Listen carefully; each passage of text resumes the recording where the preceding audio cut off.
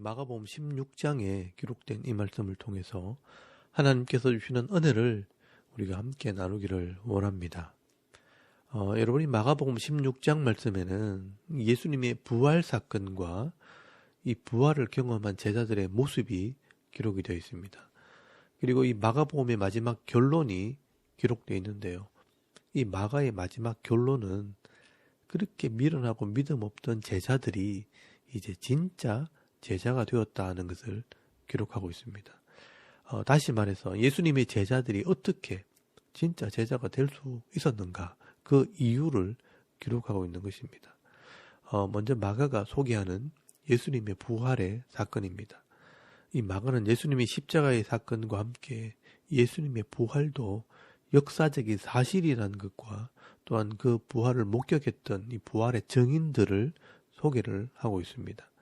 먼저 마가복음 16장 1절 말씀에 보시면 막달라 마리아와 야고보의 어머니 마리아와 살로메라는 여인들이 예수님의 무덤을 찾아가 예수님의 부활을 목격하게 됩니다. 이 부활의 첫 증인들입니다. 이 사람들은 예수님께서 십자가에 죽으시고 무덤에 장사될 때까지 그곳을 지키고 있었던 사람들입니다. 그래서 이 마가복음 15장 47절 말씀에 보시면 막달라 마리아와 요새의 어머니 마리아가 예수 둔 곳을 보더라라고 말씀을 하고 있습니다. 이 당시에 예수님의 제자들은 이 예수님을 버리고 도망을 갔지만 이 여인들은 예수님의 죽으심과 무덤에 장사되는 이 모습들을 다 지켜보고 있었습니다. 그리고 사형수로서 급하게 장례가 진행이 되었기 때문에 예수님의 시신을 제대로 수습을 하지 못했다고 생각한 여인들이 이 예수님의 시신에 향유를 바르기 위해 안식 후 첫날, 우리식으로 말하면 주일 새벽에 다시 이 무덤을 찾아갔다가 빈 무덤을 발견하게 된 것입니다. 사실 이 여인들은 무덤을 찾아가면서 이 무덤을 막고 있는 큰 돌을 어떻게 옮길까 근심하면서 올라갔는데, 그런데 이 무덤에 도착했을 때는 이미 그 돌이 옮겨진 것을 보고 예수님의 무덤이 비어 있다는 것을 확인하게 된 것입니다. 그리고 5절 말씀에 보시면 여기서 여인들이 그 무덤에서 흰 옷을 입은 한 청년을 만나게 되는데, 이 흰 옷을 입은 청년이 누구일까? 이 다른 복음서에 보면 유대인들에게 이 복음서를 기록한 마태와 요한은 이 청년이 천사였다라고 기록을 하고 있습니다. 그래서 이 천사가 십자가에 죽은 예수가 부활하셨다라는 것을 말씀하면서 제자들에게 알려주라고 말씀을 합니다. 여러분 6절 말씀에 보시면 청년이 이르되 놀라지 말라. 너희가 십자가에 못 박힌 나사렛 예수를 찾는구나. 그가 살아나셨고 여기 계시지 아니하니라. 보라, 그를 두었던 곳이니라. 가서 그의 제자들과 베드로에게 이르기를 예수께서 너희보다 먼저 갈릴리로 가시나니 전에 너희에게 말씀하신 대로 내가 거기서 배우리라 하라 하는지라 라고 말씀을 합니다. 이때 이 여인들이요, 예수님의 부활을 제자들에게 알리게 됩니다. 근데 이 마가의 초점은 이 제자들이 예수님의 부활의 소식을 듣고도 믿지 않았다는 것입니다. 예수님의 부활의 소식을 들은 제자들은 예수님의 무덤을 찾아가게 됩니다. 마가는 이 부분을 기록하고 있지 않지만 이 누가복음이나 요한복음에는 이 내용을 조금 더 자세하게 기록을 합니다.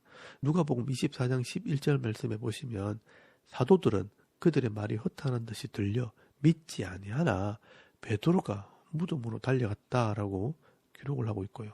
또 요한복음에는 더 구체적으로 베드로와 요한 두 사람이 무덤으로 달려갔다라고 기록을 하고 있습니다. 이 베드로와 요한이 예수님의 무덤에 가서 빈 무덤을 확인을 했지만 예수님을 찾을 수가 없었습니다. 그래서 이 두 사람은 그냥 자기 집으로 돌아갔다라고 기록을 하고 있습니다. 다시 말하면 이 마리아의 말을 듣고도 부활하신 예수님을 눈으로 확인하지 못했기 때문에 예수님의 시신이 없어졌다고만 생각을 했지 예수님께서 부활을 했을 것이라고는 생각하지 않았다는 것입니다. 그래서 더 두려운 마음으로 집으로 돌아간 것입니다. 왜냐하면 예수님의 제자였다는 것도 위험한데 예수님의 시신이 없어졌으니 제자들이 훔쳐갔다고 오해를 받을 것이 분명하기 때문에 더 두려워서 숨어 있었던 것입니다. 그렇다면 이 제자들은 아직까지 천사의 말을 통해 예수님이 살아나셨다는 말만 들었지 아무도 이 부활하신 이 예수님을 눈으로 확인한 사람은 없는 것입니다. 그런데 이 부활하신 이 예수님을 누가 제일 먼저 만나게 되는가? 바로 막달라 마리아입니다. 오늘 본문 9절 말씀에 보시면 예수께서 안식 후 첫날 이른 아침에 살아나신 후 전에 7 귀신을 쫓아내어 주신 막달라 마리아에게 먼저 보이시니라고 말씀을 합니다. 이 막달라 마리아가 최초의 부활의 증인이 되었다라고 말씀을 하고 있습니다. 예수님께서는 의도적으로 이 막달라 마리아에게 먼저 보이셨습니다. 이 막달라 마리아는 7 귀신이 들려 인생이 망가진 여자였지만 예수님께서 고쳐주심으로 새로운 인생을 살게 된 사람입니다.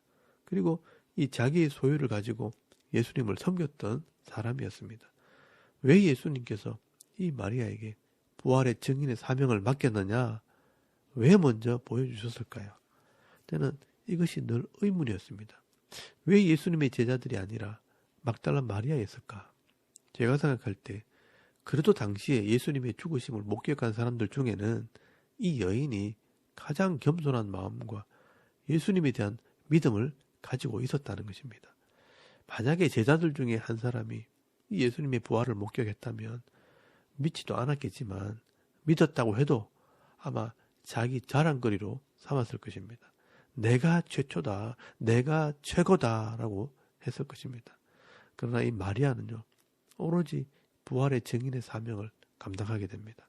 그래서 이 마리아가 성실하게 이 증인의 사명을 감당하게 되는 것입니다. 여러분 요한복음 20장 18절 말씀에 보시면 막달라 마리아가 가서 제자들에게 내가 주를 보았다 하고 또 주께서 자기에게 이렇게 말씀하셨다 이르니라 라고 말씀을 합니다. 내가 주를 보았다. 부활하신 주님을 내 눈으로 보았다 하는 것입니다. 이 막달라 마리아는 착하고 충성된 성실한 사람입니다. 너무 착해서 사람들에게 괴롭힘을 당하다가 우울증에 걸려 귀신에게 지배까지 당했던 사람이었습니다. 그러나 이제 예수님을 믿고 죄에서 이 사탄의 권세에서 자유함을 얻었기 때문에 예수님께서 명령하신 이 정인의 사명을 성실하게 감당하는 부활의 정인이 된 것입니다. 그런데 여기서 중요한 것은 역시나 이 제자들은요, 이 마리아의 말을 믿지 않았다라고 말씀을 합니다. 오늘 마가복음 16장 11절 말씀을 한번 보시기 바랍니다. 그들은 예수께서 살아나셨다는 것과 마리아에게 보이셨다는 것을 듣고도 믿지 아니하니라 라고 말씀을 합니다. 이 마리아의 증언을 듣고도 이 제자들은 예수님의 부활을 믿지 않았습니다. 마가는 이 부분을 강조를 하고 있습니다.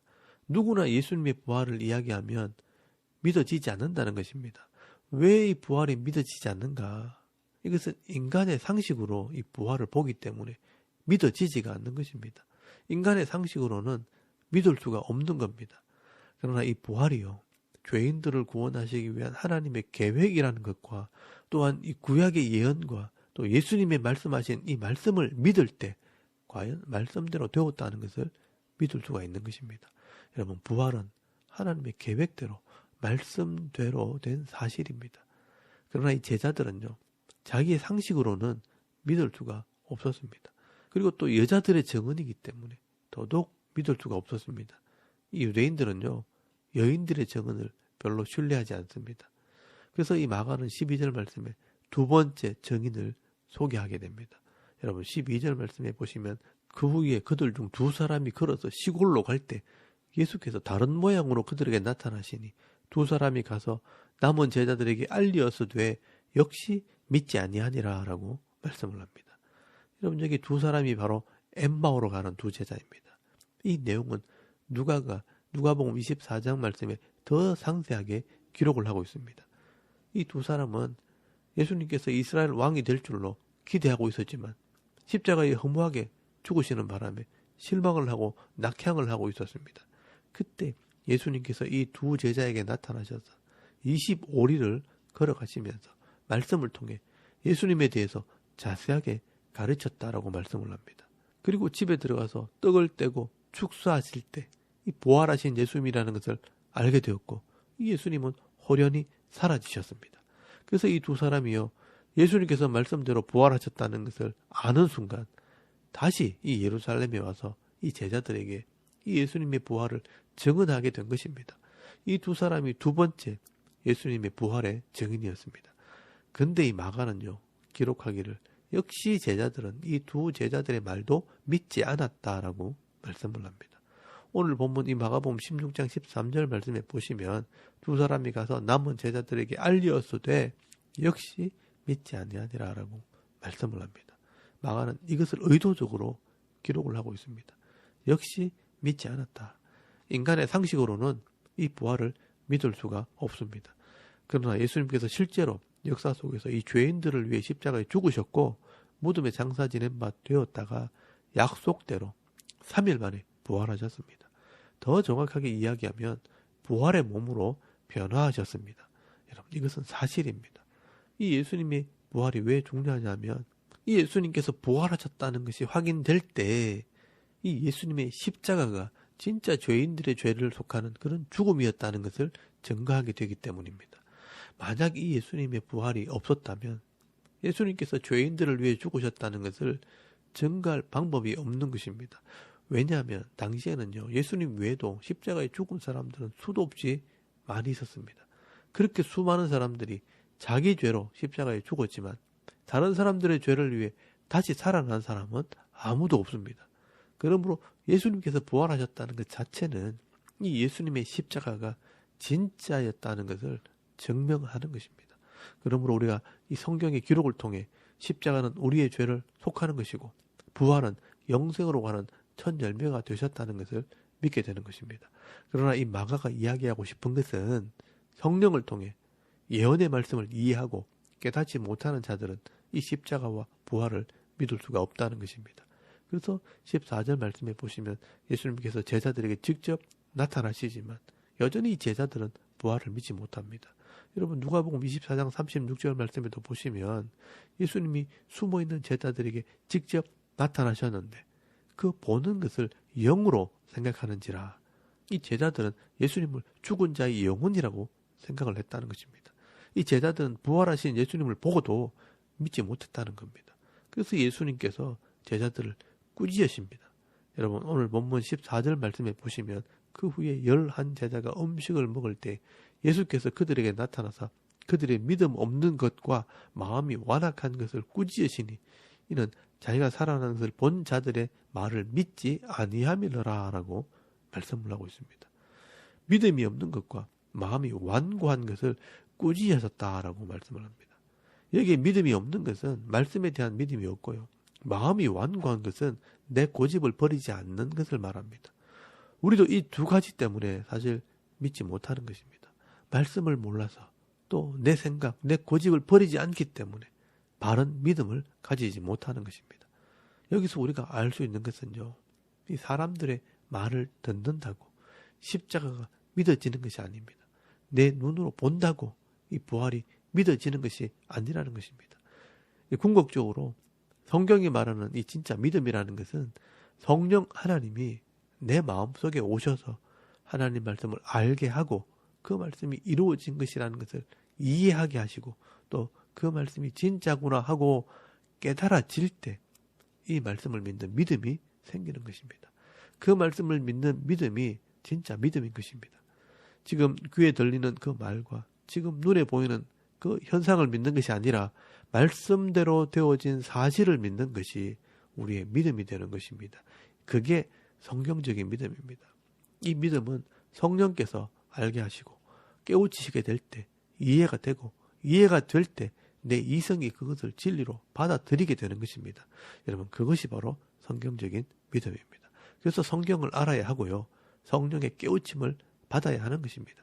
그래서 예수님께서 15절에서 20절까지 말씀해 보시면 앞으로 모든 사람들이 이런 믿음을 가지게 되는 그런 시대가 올 것에 대해서 말씀하시는 것입니다.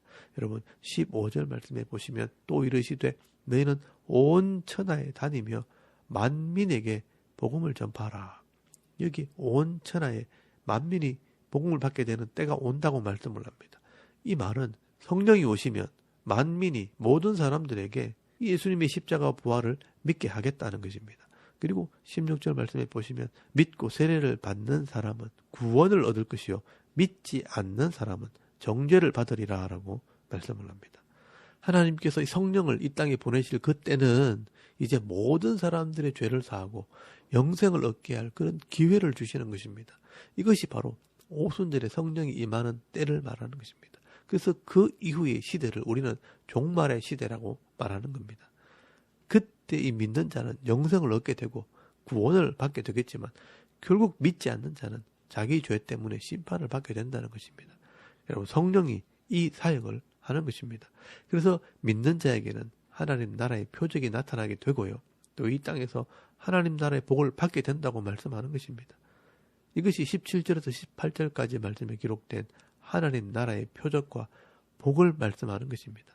믿는 자들에게는 이런 표적이 따르리니 곧 그들이 내 이름으로 귀신을 쫓아내며 새 방언을 말하며 뱀을 집어 올리며 무슨 독을 마실지라도 해를 받지 아니하며 병든 사람에게 손을 얹은즉 나으리라 하시더라라고 말씀을 합니다.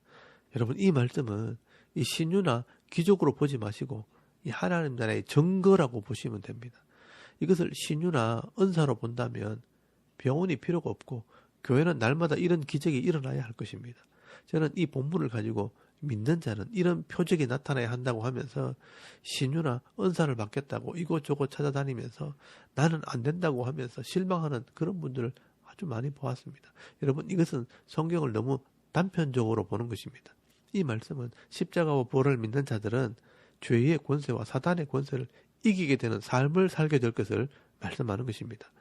귀신들에 의해 고통을 당하지 않고 예전과 전혀 다른 새로운 언어와 말을 하게 되고 뱀은 이 사탄을 상징하기 때문에 사탄을 다스리고 해를 입지 않고 말씀대로 순종하게 될 때 죄로부터 오는 이 질병의 고통도 당하지 않고 또 이 질병이 와도 이기게 되는 그런 마음을 가지게 되는 것을 말씀하는 것입니다. 여러분, 이것을 다른 복음서에는 어떻게 표현하고 있는지 비교를 해보시면 금방 알 수가 있습니다.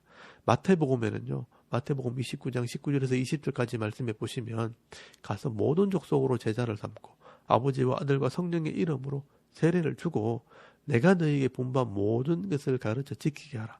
그리하면 내가 세상 끝날까지 항상 함께 하느니라 라고 말씀을 합니다. 모든 사람에게 예수를 믿게 하고 이 하나님 말씀을 가르치는 사역, 내가 너에게 분부한 모든 것을 가르치는 이 사역을 하게 될 때 예수님이 함께 하심으로 능력을 베풀어 주시겠다는 것입니다. 그리고 누가복음에는 누가복음 24장 45절 말씀에 보시면 제자들의 이 마음을 열어 하나님 말씀을 가르치면서 내 증인이 되라라고 설명을 합니다. 말씀을 가르치면 증인이 되도록 능력을 주시겠다는 것입니다. 그리고 요한복음에는요, 요한복음 21장 16절에서 17절까지 말씀에 이 베드로에게 사랑 고백을 하게 하시면서 내 양을 먹이라, 내 양을 치라, 이 성도들을 가르치라라고 말씀하고 있는 것을 보게 됩니다. 결국 이 성령이 오시면요, 우리가 십자가와 부활을 믿고 예수를 믿는 자로서 변화된 삶을 살아가고 또 세상 속에서 구별된 삶, 거룩한 삶, 성숙한 삶을 살아가도록 능력을 베풀어 주신다는 것을 말씀하는 것입니다. 그래서 여러분 20절 말씀에 보시면 이 마가복음의 마지막은 실제로 예수님의 제자들이 성령을 통해 믿음을 가지게 되었고 이 하나님 말씀을 증거하는 삶을 살게 되었다라고 말씀을 하고 있습니다. 여러분, 이것이 마가복음의 결론입니다. 제자들이 나가 두루 전파할세 주께서 함께 역사하사 그 따르는 표적으로 말씀을 확실히 증언하시니라라고 말씀을 합니다.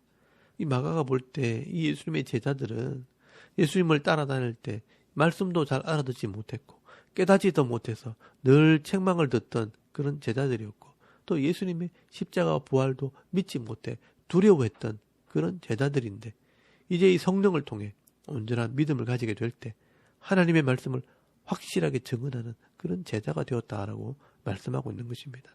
여러분, 이 마가는 이 마가복음 16장까지 이 말씀을 기록하면서 이 결론은 마가복음 16장 20절 한 절이 결론입니다. 성령이 오셔서 온전한 믿음을 가지게 될 때 제자들은 진짜 제자가 되었다는 것을 말씀하고 있는 것입니다. 여러분, 20절 말씀해 보시면 제자들이 나가 두루 전파할세 주께서 함께 역사하사 그 따르는 표적으로 말씀을 확실히 증언하시니라라고 말씀을 합니다. 성령을 통해 깨달은 이 말씀을 전할 때 주님이 함께 역사하시고요.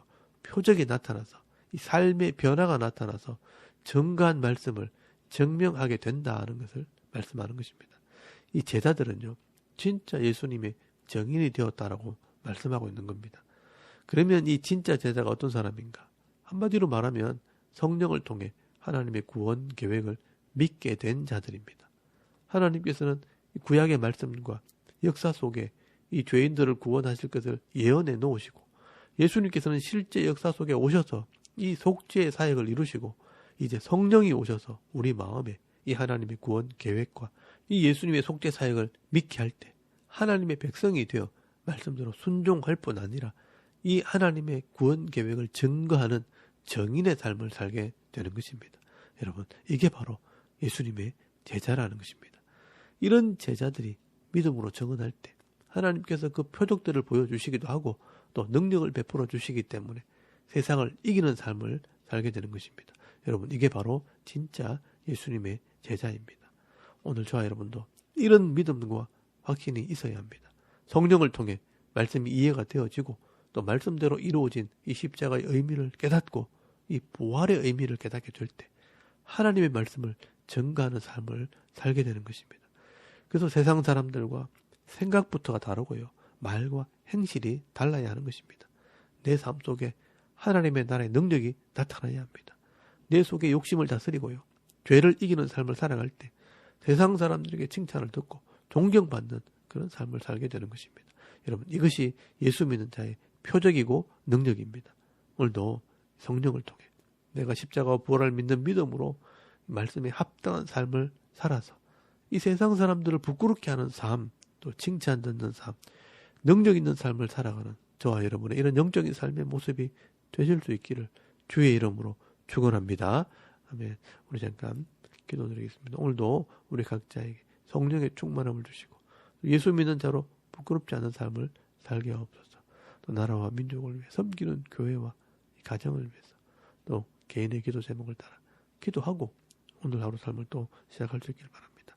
다 같이 우리 하나님께 한번 기도드리겠습니다. 살아계신 하나님, 은혜를 참 감사합니다. 오늘 이 아침에 우리가 하나님을 예배하게 하시고